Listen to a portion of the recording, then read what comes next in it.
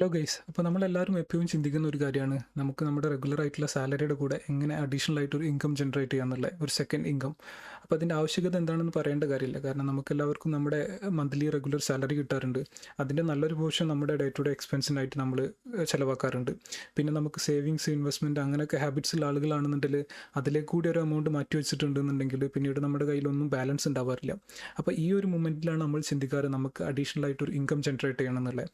അപ്പോൾ ഇന്നത്തെ കാലത്ത് നമ്മൾ നോക്കുകയാണെന്നുണ്ടെങ്കിൽ നമ്മളെ ജോലിയുടെ കൂടെ ചെയ്യാൻ പറ്റുന്ന ജോലിയുടെ കൂടെ തന്നെ നമുക്കൊരു സെക്കൻഡ് ഇൻകം ജനറേറ്റ് ചെയ്യാനുള്ള ഒരുപാട് ഓപ്ഷൻസ് അവൈലബിൾ ആണ്. ഇപ്പോൾ ഈ ഒരു വീഡിയോയിൽ നിങ്ങൾ ഓൾറെഡി ഡിസ്ക്രിപ്ഷനിലെല്ലാം കണ്ടിട്ടുണ്ടാവും.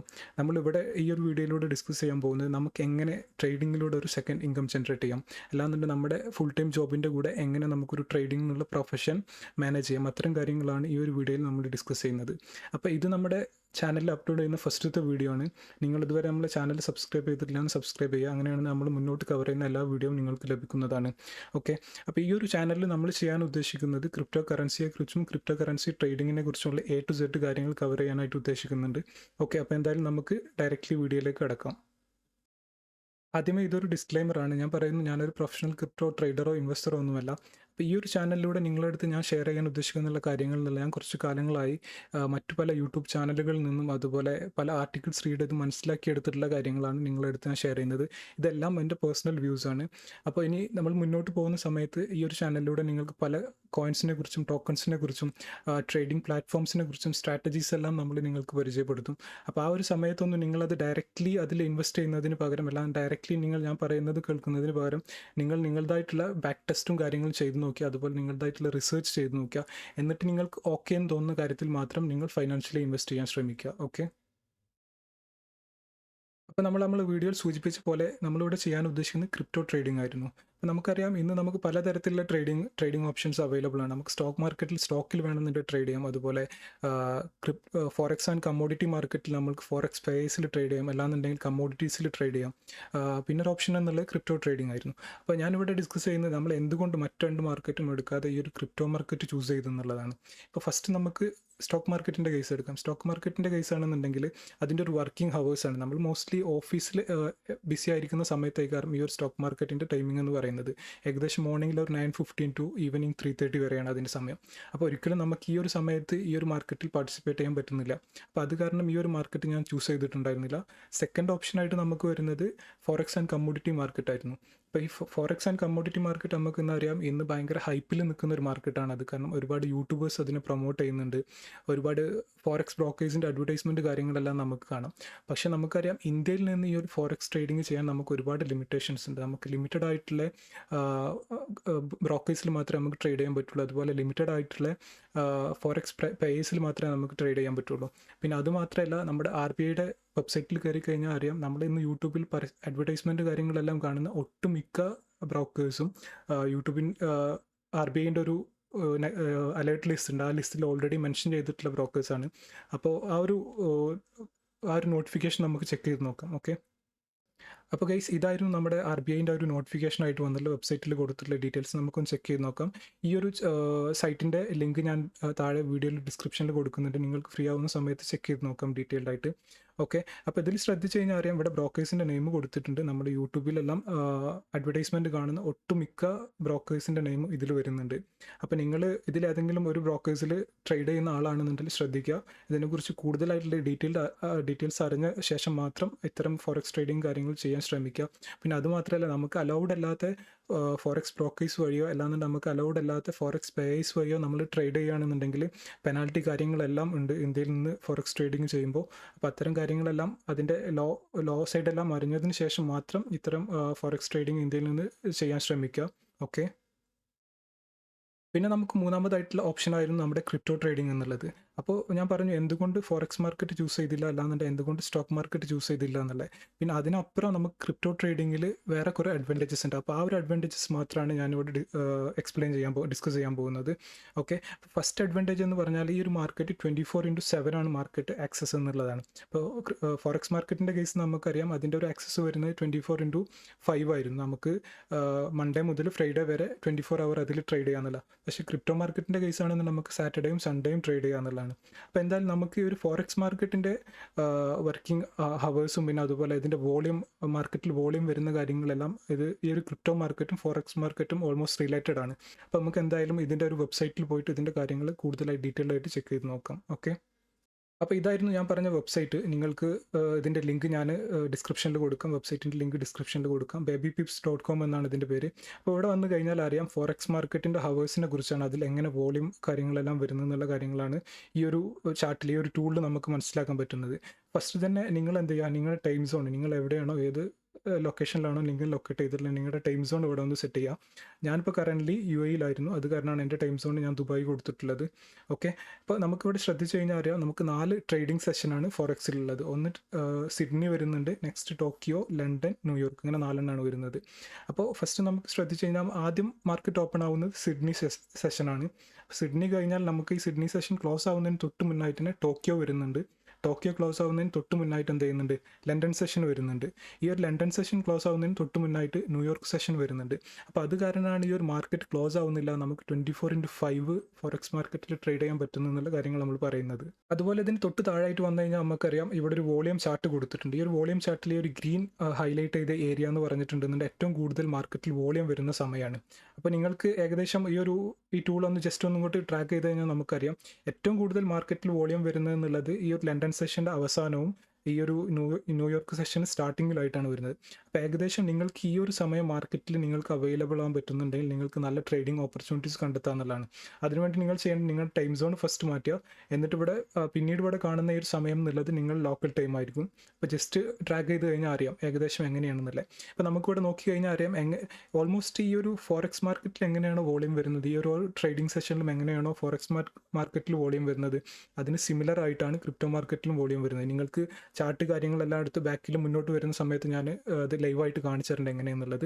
ഓക്കെ, അപ്പോൾ ഇത്തരത്തിലാണ് ഒരു ക്രിപ്റ്റോ മാർക്കറ്റിൻ്റെയും ഫോറക്സ് മാർക്കറ്റിൻ്റെ ഒക്കെ സമയം വരുന്നത്. അപ്പോൾ ഈ ഒരു സമയത്ത് ഏകദേശം ഞാൻ ഈ പറഞ്ഞ ഈ ഒരു സമയത്ത് നിങ്ങൾക്ക് മാർക്കറ്റിൽ അവൈലബിൾ ആകാൻ പറ്റുന്നുണ്ടെങ്കിൽ ഒരുപാട് നല്ല ഓപ്പർച്യൂണിറ്റീസ് കണ്ടെത്താൻ നമുക്ക് ഒരുപാട് നല്ല ട്രേഡ്സ് എടുക്കാൻ പറ്റുന്നുള്ളതാണ്. ഓക്കെ, അപ്പോൾ നമ്മൾ ചാർട്ടിൽ പോയിട്ട് നമ്മുടെ ഈ ഒരു ക്രിപ്റ്റോ മാർക്കറ്റിൻ്റെ ടൈമിങ്ങും കാര്യങ്ങൾ അതെല്ലാം നമ്മൾ മനസ്സിലാക്കിയതാണ്, എങ്ങനെയാണ് ഓരോ സെഷൻസ് വർക്ക് ചെയ്യുന്നത്, എപ്പോഴാണ് ഏറ്റവും നല്ല വോളിയം വരുന്നത് എന്നുള്ളത്. അവിടെ സെക്കൻഡ് പോയിന്റ് ആയിട്ട് വരുന്നത് ഹൈ വോളറ്റൈലിറ്റി എന്നുള്ളതാണ്.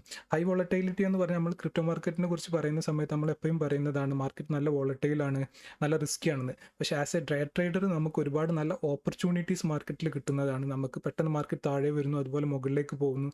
അപ്പോൾ ഈ ഒരു സമയത്തൊക്കെ നമുക്ക് മുൻകൂട്ടി ഇത് പ്രെഡിക്റ്റ് ചെയ്യാൻ പറ്റുന്നുണ്ടെങ്കിൽ ഒരുപാട് നല്ല ഓപ്പർച്യൂണിറ്റീസ് നമുക്ക് ഇതിന് കിട്ടുന്നതാണ്. പിന്നെ തേർഡ് പോയിന്റ് ആയിട്ട് വരുന്നത് ഗ്ലോബൽ റീച്ച് എന്നുള്ളതാണ്. ഏകദേശം നമ്മൾ സപ്പോസ് നിങ്ങൾ ഇന്ത്യയിൽ ലൊക്കേറ്റ് ചെയ്തിട്ടുള്ള ഒരാളാണ്, നിങ്ങൾ ഇന്ത്യയിൽ നിന്നും എക്സ് എന്നുള്ള ഒരു എക്സ്ചേഞ്ച് വഴി എന്നുള്ള ഒരു കോയിന് ട്രേഡ് ചെയ്യുന്നുണ്ടെന്ന് കരുതുക. പെട്ടെന്ന് നിങ്ങൾ വേറെ ഏതെങ്കിലും രാജ്യത്തേക്ക് മൂവാണ്. അപ്പോൾ ഈ ഒരു രാജ്യത്തും നിങ്ങൾക്ക് സെയിം പ്ലാറ്റ്ഫോം ഉപയോഗിച്ചുകൊണ്ട് സെയിം എന്ത് ചെയ്യാം, ഈ ഒരു കറൻസി അല്ലാതെ കോയിൻ ടോക്കൺ നിങ്ങൾക്ക് ട്രേഡ് ചെയ്യാവുന്നതാണ്. ഓൾമോസ്റ്റ് എല്ലാ രാജ്യങ്ങളിലും ഒട്ടുമിക്ക ബ്രോക്കേഴ്സും വർക്കിംഗ് ആണ്. അതുപോലെ ഒട്ടുമിക്ക കറൻസി പേയേഴ്സും ക്രിപ്റ്റോ പേയേഴ്സും വർക്കിംഗ് ആണ്.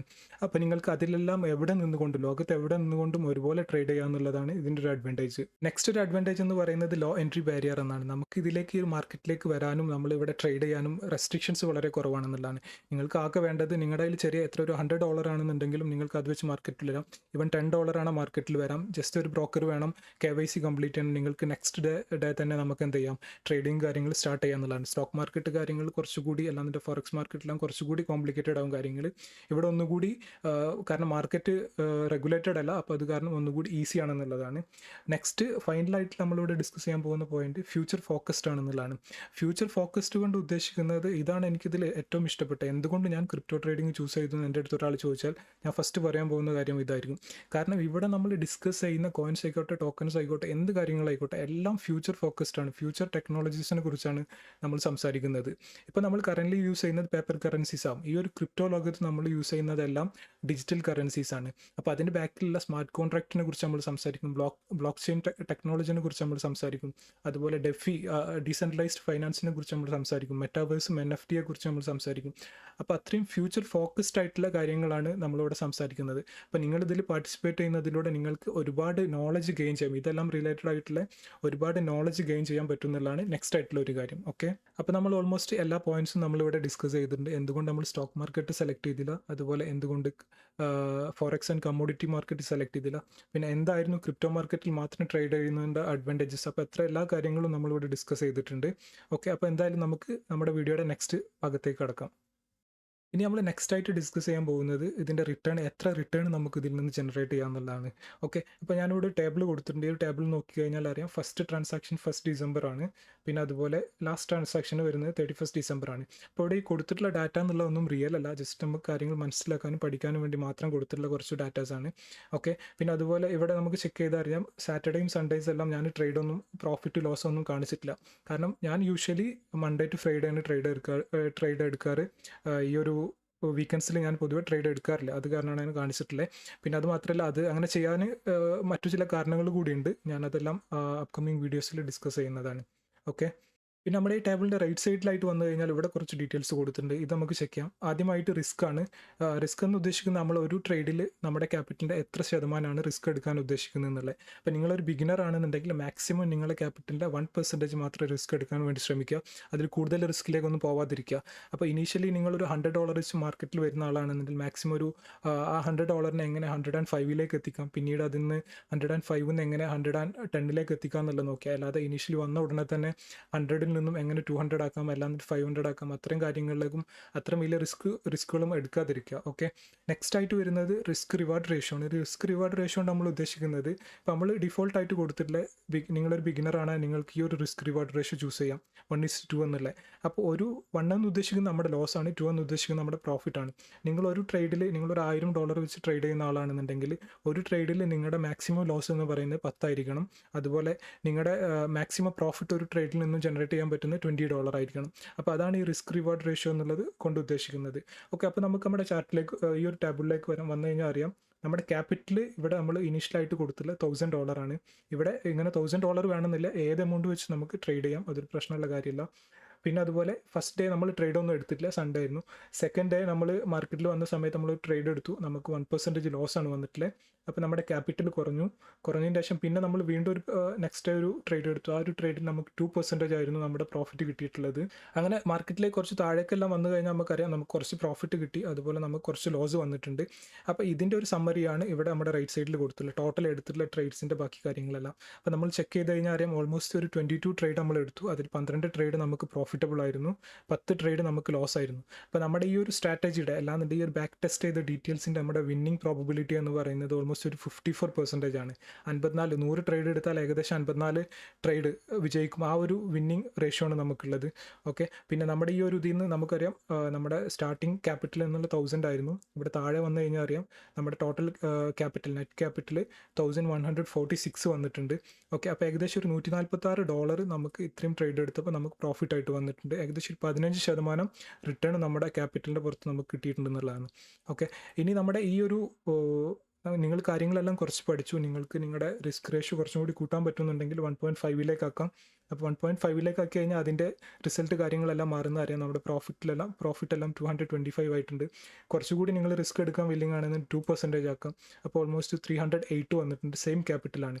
ഇവിടെ ക്യാപിറ്റൽ ഈ ഒരു 1000 നിന്നും 2000 മാറ്റി കഴിഞ്ഞാൽ ഇത്രയും ചേഞ്ചസ് ഇവിടെ വരുന്നതാണ്. ഓൾമോസ്റ്റ് ഈ ഒരു 2000 ക്യാപിറ്റൽ വെച്ച് 2% റിസ്കിൽ നിങ്ങൾ ഇതേ സെയിം സ്ട്രാറ്റജി അപ്ലൈ ചെയ്യുകയാണെന്നുണ്ടെങ്കിൽ ഓൾമോസ്റ്റ് $616 പ്രോഫിറ്റ് നിങ്ങൾക്ക് ഒരു മാസം കൊണ്ട് ജനറേറ്റ് ചെയ്യാൻ പറ്റുന്നതാണ്.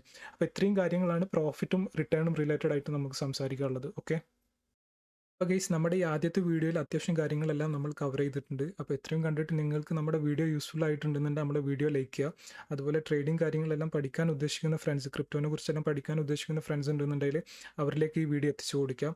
അതുപോലെ നമ്മുടെ ടെലിഗ്രാം ഗ്രൂപ്പിൻ്റെ ചാനൽ ഞാൻ വീഡിയോയുടെ ഡിസ്ക്രിപ്ഷനിൽ താഴെ കൊടുക്കുന്നുണ്ട്. അപ്പോൾ നിങ്ങൾക്ക് ജോയിൻ ചെയ്യാം. നമ്മൾ ഈ ക്രിപ്റ്റോ ട്രേഡിങ്ങിനെ കുറിച്ചും അല്ലാതെ ക്രിപ്റ്റോ കറൻസിയെ കുറിച്ചുള്ള ഒരുപാട് ന്യൂസ് കാര്യങ്ങൾ, അത് റിലേറ്റഡ് ആയിട്ടുള്ള ന്യൂസ് കാര്യങ്ങളും പല ന്യൂസ് ടോപ്പിക്സും നമ്മളവിടെ ഷെയർ ചെയ്യുന്നതാണ്. അപ്പോൾ അതൊക്കെ നിങ്ങൾക്ക് യൂസ്ഫുൾ ആവുന്നതാണ്. ഓക്കെ ഗൈസ്, അപ്പോൾ see you with another video. Thanks for watching.